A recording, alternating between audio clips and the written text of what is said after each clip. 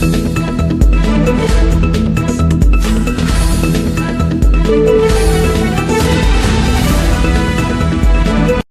ಧ್ವನಿ ನ್ಯೂಸ್ಗೆ ಸ್ವಾಗತ. ಭಾರತೀಯ ಯೋಧರ ಹೆಸರಲ್ಲಿ ವಿಶೇಷ ಪೂಜೆ ಸಲ್ಲಿಸಿದ ಬಿಜೆಪಿ ಮುಖಂಡರು. ಭಾರತ ಸರ್ಕಾರ ಆಪರೇಷನ್ ಸಿಂಧೂರ ಎಂಬ ಹೆಸರಿನ ಭಾರತೀಯ ಯೋಧರಿಂದ ಪಾಕಿಸ್ತಾನದ ಮೇಲೆ ಈಗಾಗಲೇ ಯುದ್ಧ ಪ್ರಾರಂಭವಾಗಿದ್ದು, ಈ ವೀರ ಯೋಧರಿಗೆ ಹಾಗೂ ಭಾರತ ಸಾರ್ವಜನಿಕರಿಗೆ ಯಾವುದೇ ಹಾನಿಯಾಗಬಾರದೆಂದು ಭಾರತೀಯ ಯೋಧರ ಹೆಸರಲ್ಲಿ ಕೊಪ್ಪಳದ ಕುಕನೂರು ಪಟ್ಟಣದಲ್ಲಿ ಬಿಜೆಪಿ ಮುಖಂಡರು ಸಾಮೂಹಿಕವಾಗಿ ವಿಶೇಷ ಪೂಜೆ ಸಲ್ಲಿಸಿದರು. ಭಾರತ ಯೋಧರು ಪಾಕ್ ಉಗ್ರರನ್ನ ಪತ್ತೆ ಹಚ್ಚಿ 25 ನಿಮಿಷದಲ್ಲಿ 9 ಕಡೆಯಲ್ಲಿ ಏಕಕಾಲಕ್ಕೆ ಪಾಕ್ ಉಗ್ರರನ್ನ ಹೊಡೆದು ಉರುಳಿಸಿದ ಹಿನ್ನೆಲೆ ಕೊಪ್ಪಳದ ಕುಕನೂರು ತಾಲೂಕು ಪಟ್ಟಣದಲ್ಲಿ ಬಿಜೆಪಿ ಮುಖಂಡರು ಭಾರತೀಯ ಯೋಧರ ಹೆಸರಲ್ಲಿ ಬೆಳಗ್ಗೆ 8 ರಿಂದ 9 ಗಂಟೆಯ ತನಕ ಸಾಮೂಹಿಕವಾಗಿ ಭಾರತ ಯೋಧರಿಗಾಗಿ ವಿಜಯೋತ್ಸವ ವಿಶೇಷ ಪೂಜೆ ಸಲ್ಲಿಸಿದರು. ಈ ಸಂದರ್ಭದಲ್ಲಿ ಯಲಬುರ್ಗಾ ತಾಲೂಕಿನ ಬಿಜೆಪಿ ಅಧ್ಯಕ್ಷ ಮಾರುತಿ ಗೌರಾಳ, ಲಕ್ಷ್ಮಣ ಕಾಳಿ ಹಾಗೂ ತಾಲೂಕಿನ ಮುಖಂಡರು, ನಾಗರಿಕರು, ಯುವಕರು ಮತ್ತಿತರರು ಕಾರ್ಯಕ್ರಮದಲ್ಲಿ ಉಪಸ್ಥಿತರಿದ್ದರು. ಅಂದಪ್ಪ ಕೋಳೂರ, ಕೊಪ್ಪಳ. ನಮ್ಮ ವೀರ ಯೋಧರಿಗೆ ನಾವು ಯಶಸ್ಸು ಮತ್ತಿಷ್ಟು ತಾಯಿ ದೊರಕಿಸಲಿ, ಅವರ ಸ್ಥೈರ್ಯವನ್ನ ಮತ್ತಿಷ್ಟು ಹೆಚ್ಚು ಮಾಡಲಿ. ಅವರು ಯಾವುದೇ ಒಂದು ಕಾರ್ಯವನ್ನು ಕೈಗೊಂಡರೂ ಕೂಡ ಅದರಲ್ಲಿ ಸರ್ವ ಸದಸ್ಯರಿಗೂ ಹಾಗೂ ಮುಖಂಡರಿಗೂ ಕೂಡ ಎಲ್ಲ ನನ್ನ ಬಿಜೆಪಿ ಕಾರ್ಯಕರ್ತರಿಗೆ ಈ ಕಾರ್ಯಕ್ರಮಕ್ಕೆ ಸ್ವಾಗತ ಕೋರುತ್ತಾ, ಎಲ್ಲರಿಗೂ ಇವತ್ತು ತಿಳಿದ ಹಾಗೆ ಭಾರತೀಯ ಜನತಾ ಪಾರ್ಟಿ ವತಿಯಿಂದ ಮಂಡಲ ಇವತ್ತು ಎಲ್ಲ ದಿವಸದಲ್ಲಿ ಇವತ್ತು ಪೂಜೆಯನ್ನು ಸಲ್ಲಿಸ್ತಾ ಇದ್ದು, ಕಾರಣ ಇಷ್ಟೇ.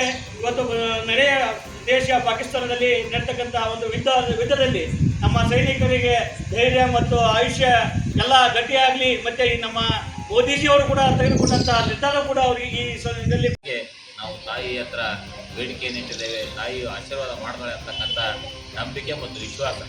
ಅದರ ಜೊತೆಗೆ ಈಗಾಗಲೇ ಮೊನ್ನೆ ಪ್ರವಾಸಿಗರ ಮೇಲೆ ಆಗಿರ್ತಕ್ಕಂಥ ಈ ಒಂದು ಭಯೋತ್ಪಾದಕರ ಅಟ್ಟಹಾಸ, ಅದಕ್ಕೆ ಮೋದಿಯವರು ತಕ್ಷಣ ಒಂದು ಪ್ರೆಸ್ ಮೀಟನ್ನು ಮಾಡಿ ಅವತ್ತೇ ಹೇಳ್ತಾರೆ, ಯಾರೂ ಊಹಿಸಲಾರದಂಥ ಒಂದು ಶಿಕ್ಷೆಯನ್ನು ನಾವು ಕೊಡ್ತೀವಿ ಅಂತಕ್ಕಂಥ ಮಾತನ್ನು ಅತ್ಯಂತ ಧೈರ್ಯದಿಂದ ಹೇಳ್ತಾರೆ.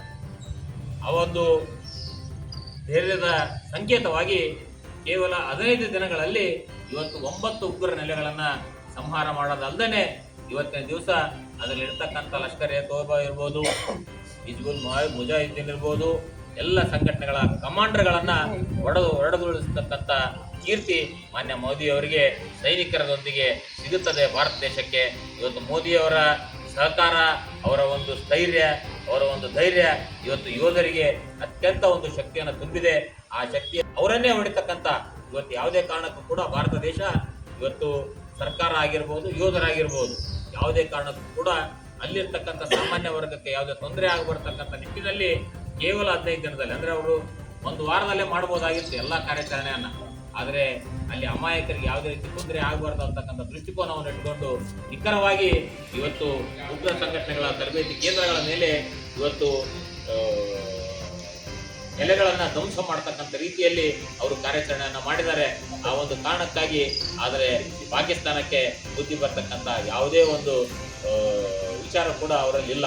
ಯಾಕಂದ್ರೆ ನಾವು ತಿಳ್ಕೊಂಡಿದ್ವಿ, ಅವರು ಕೂಡ ಇವತ್ತು ನಾವು ಭಯೋತ್ಪಾದಕರನ್ನ ಮಟ್ಟ ಹಾಕೋದ್ರಲ್ಲಿ ನಿಮ್ಮ ಜೊತೆ ಸಾಥ್ ಕೊಡ್ತೀವಿ ಅಂತಕ್ಕಂಥ ಮಾತನ್ನು ಹೇಳ್ಬೋದು ಅಂತಕ್ಕಂಥ ಎಲ್ಲೋ ಒಂಚೂರು ಇಟ್ಕೊಂಡಿದ್ವಿ ಅದನ್ನು. ಆದರೆ ಅವ್ರಿಗೆ ಇನ್ನಾದರೂ ಬುದ್ಧಿ ಬಂದಿಲ್ಲ.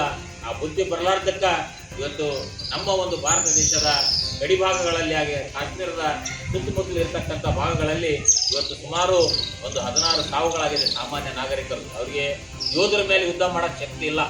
ಕೇವಲ ಪ್ರೆಸ್ ಮೀಟ್ ಮುಖಾಂತರ ನಮ್ಮ ಹತ್ರ ಅದೈತಿ, ನಮ್ಮ ಹತ್ರ ಇದೈತಿ, ಹಣಬಾಂಬ್ ಐತಿ, ಗಿಣಬಾಂಬ್ ಐತಿ, ಬರೀ ಹೇಳಿಕೆಗಳನ್ನು ನೀಡೋದ್ರಲ್ಲೇ ಇವತ್ತು ನೋಡ್ತಾ ಇದ್ದೀವಿ ಟಿ ವಿ ಮಾಧ್ಯಮದ ಮುಖಾಂತರ.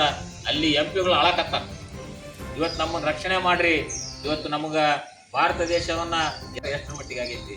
ಈಗಾಗಲೇ ಅವರಿಗೆ ಆರ್ಥಿಕ ಹೊಡೆತವನ್ನು ನಮ್ಮ ಮೋದಿಯವರು ಆಗಲೇ ಕೊಟ್ಟಿದ್ದಾರೆ. ಇವತ್ತು ಸಿಂಧೂ ಪ್ರಾಂತದ ನದಿ ನೀರನ್ನು ಕಟ್ ಮಾಡಿರೋದ್ರಿಂದ ಅವ್ರಿಗೆ ಏನಾಗಿದೆ, ಆ ಸಿಂಧೂ ಪ್ರಾಂತ್ಯದ ಇವತ್ತು ನೀರು ಕಟ್ ಮಾಡಿರೋದಕ್ಕೆ ಅರ್ಧ ದೇಶ ಈಗಾಗಲೇ ಯುದ್ಧವನ್ನು ಎದುರಿಸ್ಬಿಟ್ಟಿರ್ತಾರೆ. ಅದ್ರ ಕೈಲಿ ಅದನ್ನು ಸಲುವಾದಾಗಲ್ಲ. ಯಾಕಂದರೆ ಆ ಒಂದು ನದಿ ನೀರಿನ ಮುಖಾಂತರ ಅಲ್ಲಿನ ಆರ್ಥಿಕ ಪರಿಸ್ಥಿತಿ, ಅಲ್ಲಿನ ಊಟಕ್ಕೆ ಇವತ್ತು ದವಸ ಧಾನ್ಯಗಳಾಗಿರ್ಬೋದು ಎಲ್ಲವೂ ಕೂಡ ಸಿಗ್ತಕ್ಕಂಥದ್ದು ಆ ನದಿ ನೀರಿನ ಮುಖಾಂತರ.